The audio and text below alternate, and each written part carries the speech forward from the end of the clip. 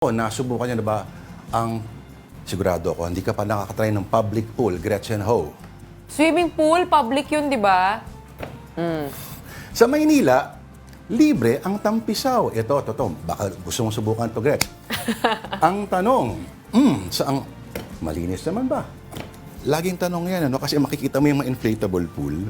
Yung mga kino-cover dati sa mga morning show. Ay, nandun ako. Nasubukan ko na. Ako yung nagko-cover nun eh. Oo, pero sa simula, linaw ng tubig. Mga after 3 minutes o 5 minutes, Wala, kulay hindi kape mo na. na makikita. Nagkulay kape na yung tubig sa inflatable pool. Magbabalita ang Mojo ang Gala, Evan Taringe.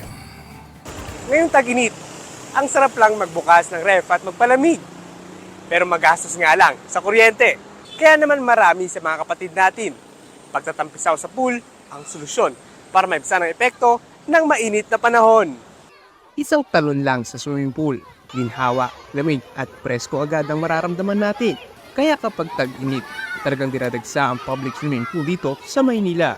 Tanggal lagkit kasi, kaya ang mga nakikitampisaw, may real talk lang daw. Malinis naman po kaso nga lang marami nalilibag din eh. Masarap po malamig na kahit may unti-unting ihingi.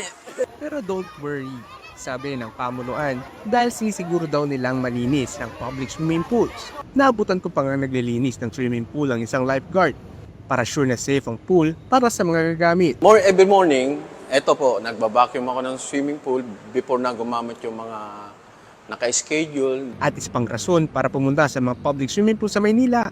Libre tuwing Lunes ng hapon. Siguraduhin lang na maaga pa lang ay nakapila na dahil unahan dito. Yun nga lang, pasintabi po. Pero may binabawalan muna makapasok sa public swimming pool. May mga sugat, alipunga, galis, mga sa babae, regla. Kaya chinecheck naman natin yan lahat. Patok na patok talaga kapag tag-init ang mga public pool.